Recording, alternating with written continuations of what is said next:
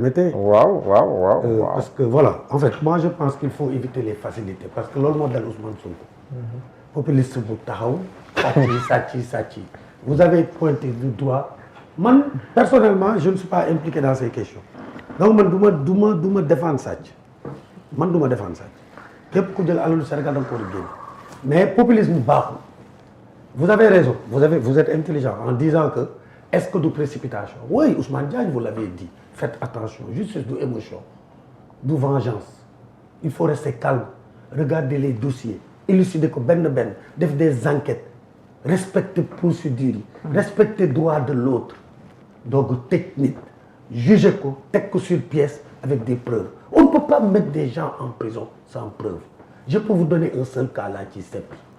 Dossier yi ngeen topp yëpp da ngeen. Mais preuve moom ci jugement lañ koy wax. Mais non mooy man écoute-moi. Je vous dis une chose man. On parle de preuve devant la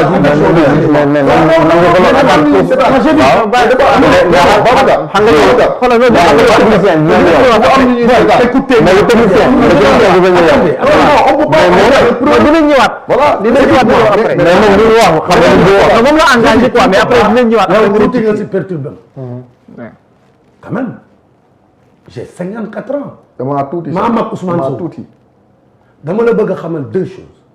On ne peut pas mettre quelqu'un en prison sans nga teg ay preuves que dafa sàcc. Juge yi nekkuñu fi pour ay tension juge yi nekkuñu ci loolu ay dañoo mere Ousmane Sonko juge yi il dépasse ça amuñu posture boobu amuñu jot boobu. Le Sénégal c'est un état de droit.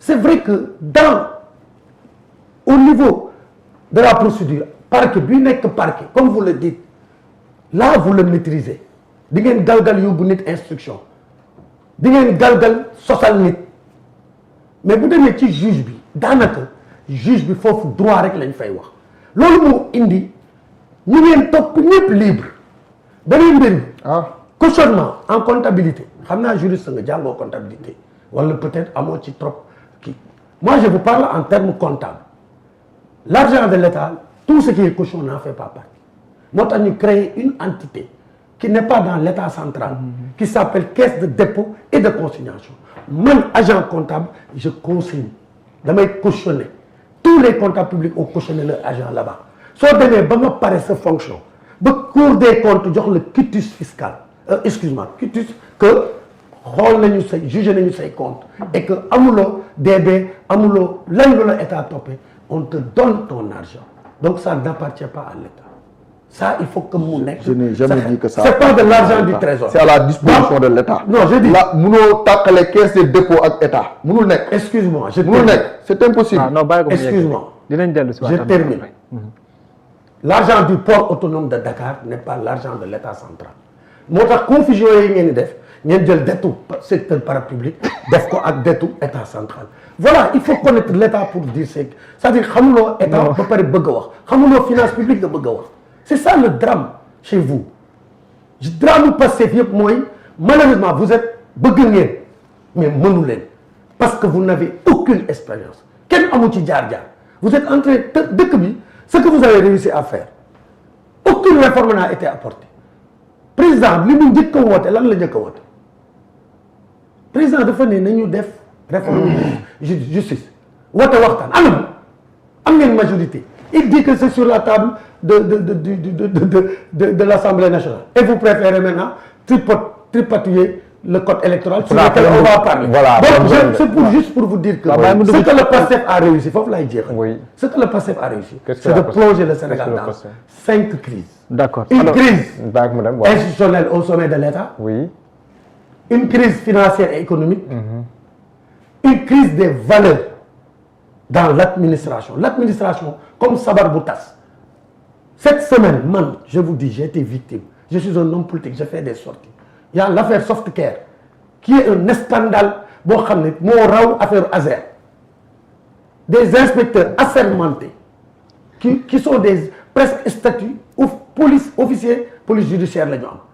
Ils ont épinglé une société pharmaceutique, en tout cas qui est dans les produits pharmaceutiques et accessoires. Wax nañu génne les produits sur le marché, mais c'est le ministre de la Santé. C'est le directeur qui appelle les inspecteurs pour leur demander de changer leur rapport. Ce directeur a été enlevé par le président Bassirou Diomaye à juste titre, alors que le ministre, lui, défendait le directeur. Le directeur de la santé. De l'ARP. Agence Réglementation Pharmaceutique. Ah, ok. Et le ministre de la Santé sort de nulle part. Je pouvais comprendre que le ministre du Commerce vienne de défendre Softcare. Ou le ministre de l'Économie et des Finances. Mais celui qui est chargé de notre santé publique fait une conférence de presse. Dit oui, les couches là, on le fait sur des formats de 80 sur 20, alors que du périmètre, c'est 100 sur 20. Ça, c'est le rôle du ministre de la Santé. Il lave à grande eau Softcare. J'en parle, on me met à Kaffrine.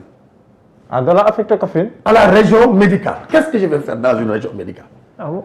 C'est-à-dire, on peut m'affecter à Kédougou Oui. pour des raisons de service, pour des des raisons besoins de service. pour des besoins de l'État. Mais un Djibril Bey, Pour nécessité de de service. service. Comme Mais tu m'envoies là-bas arbitrairement. Moi, hôpital Kaffrine, bon, Non, pas l'hôpital. Si c'était l'hôpital de Kaffrine, Wow. je pourrais Bon, comprendre. vous me- Attendez, au-delà, je vais à l'hôpital de Kaffrine. Oui. Mon collègue directeur, qui m'a fait faire, mu nekk directeur. Yàlla nag na bokk ci seen directeur yi nga xam ne jeune la amul expérience. Ma def ma jàppale ko parce que Sénégal moo tax ñuy liggéey. Mais mënoo ma yóbbu dans des centres de santé, dans des districts de santé. Je suis de la hiérarchie A, j'ai 24 ans d'expérience, je suis ancien directeur et je suis là, je travaille chaque matin à la direction générale des établissements de santé. Alors, tous les directeurs qu'ils ont enlevés, sama morom yi nekk ay fonctionnaires, qui ne font pas de politique, ils ont enlevé 30 directeurs. Ils ont nommé des jeunes médecins du PASTEF qui viennent de faire leur thèse à des postes de responsabilité très élevés, des médecins cliniciens. Alors, ces directeurs sont chez eux, ils dorment là-bas, ils dorment là-bas. Kenn du liggéey si parce que amuñu place. Man, je me lève le matin, génn Wakam, dem sama bureau toog, je fais rien. On me confie aucun dossier. Mais au moins, bu ñuy affecté, nañu affecté bokk ñi di tëdd wala ñu ñëw. Ouais.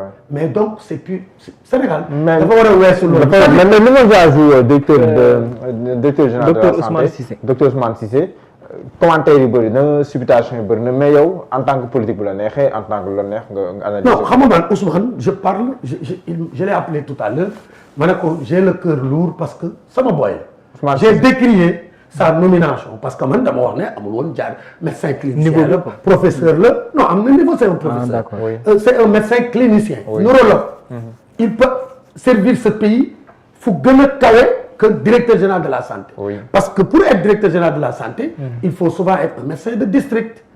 Lu yàgg pendant 4 ans 5 ans nekk ci àll bu amul courant bi amul ndox après jékki-jékki ñu def le médecin régional mooy léegi les directeurs régionaux après nga nekk programme PALU donc am nga jaar-jaar en santé publique parce que santé publique ak clinicien c'est différent donc j'avais battu ça en brèche tout le monde m'a entendu taper sur lui honnêtement il m'a même chaque fois fu demee mais grand ma ne ko bàyyi naa la dootuma la tudd maintenant tey buñ ko wàccee dañ ko wàccee juste parce que c'est des problèmes de personnes.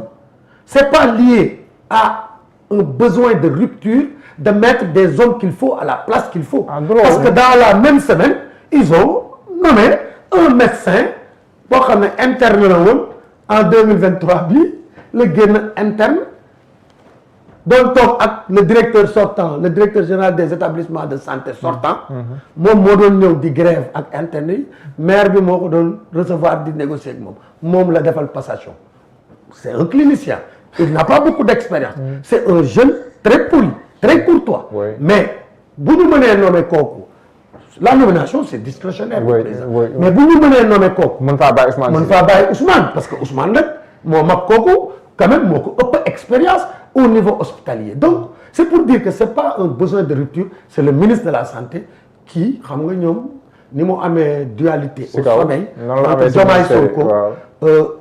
ñoom seen moo-cap bi xam nga tous les moo-cap de Pastef Waaw. sont nommés ministres tous les présidents de moo-cap Waaw. moo-cap santé Waaw. Ousmane mooy chef bi Ah. te noonu wuñ ko ministre alors que moo-cap énergie waaw. ah ki fa nekk chef moom la ñu nommé ministre tu comprends Oui. léegi comme nammuñ ko ministre ñu indi keneen vous comprenez waaw koo xam ne du médecin. benn ñaar ñoom moo-cap bi mooy réunir ñoom c'est ça qu'ils font le parti état c'est le moo-cap qui se réunit kii ne hôpital Dantec laa soxla noonu lañ ko defee beneen bi ne hôpital Kaffrine ñoom ñëpp ñu séddoo hôpitaux yi après nag ñu jox ko ministre bi mu defar liste dàq tous les fonctionnaires de l'état du Sénégal D'accord. qui ont mais bi nga ko servi- jotee téléphone bi nga ko jotee donc téléphone. malheureusement Ousmane il est dans quel état d'esprit bi nga ko non jotee. neex dëgg yàlla man dama ko ne j'ai le xeex naa la nag ba sonn petit frère.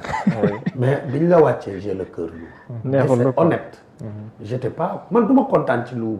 non waaw vraiment Ousmane Cissé c'est un garçon très correct kilifa la professeur agrégé la donc bi mu ma woowee dafa ma ne grand tu as vu ma ne ko woo naa la démb jëloo ma mais man ak yow ñoo bokk destin parce que dañ laa dàq ci guddi gi ma xëy suba liggéeyi ñu yóbbu ma Kaffrine pour ma sanctionner alors mu reetaan quoi mu ne ma en tout cas c'est grave ma ne ko mais le premier ministre a contresigné naturellement ou bien mu ne je ne sais pas ma ne ko donc je pense que Ousmane a contresigné je ne comprends pas pourquoi il a contresigné maintenant xëy na le président Diomaye a tiré les conséquences d'une dualité et il fait confiance à ce monsieur qui est incompétent quand même il faut le dire. Le ministère de la Santé. yàq na système de santé.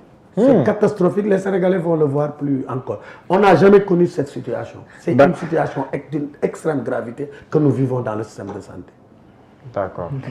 alors waaw côté bu ma parenthèse bu amoon solo la. léegi Babou dina boo xam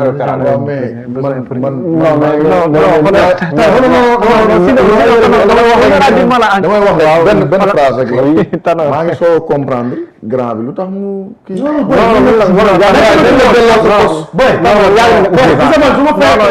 dañ ko delloo poste. man sama salaire bu ñu ko téye weer bu dee. damay ñëw laaj la dépense man dencuma xaalis. je ne suis pas quelqu'un qui court derrière le matériel. je m'en fous du matériel xam la laa gëm des valeurs liggéey faire bouger les. mais quand même nañ la delloo loolu moo gën. attends je peux faire comme Guy Marius Sagna mais je ne le ferai pas je suis un républicain je prends acte de cette décision. Je sais qu'il n'est pas grand. Oui. Parce que quand tu es une autorité, tu dois pas être dans l'émotion. Tu dois avoir de la posture. Et la répression. On ne peut pas faire une répression de notre pensée, ni de notre liberté d'opinion. S'il faut que je quitte la fonction publique et que je démissionne, je le ferai. Les jours à venir, mon parti est en train de s'organiser et je vais faire une conférence de presse pour prendre une décision. Non, grand, vous baillez. Non, mais vous baillez. Non, vous baillez. Et je sais que Ousmane Sonko n'est pas dans ça. Je sais que Diomaye n'est pas dans ça. man li ma gëm. Mais quand tu as xam nga sànq rek. yaa ngi wax ne Makhtar sa rakk la. Makhtar c'est quelqu'un avec qui j'ai cheminé. te même su ma xamul woon Makhtar dama jàpp ne kilifa nga père de famille nga am na ñoo xam ne ñu ngi dépendre si yow. de la manière la plus large. bu fekkee sa liggéey mën nga ko et que li ngay def dëppoo na ak li ñuy xaar si yow. mais waa Kaffrine aussi soxla nañ ko en temps. comme ça bu nga delloo sa poche di nga gën a code électoral Babou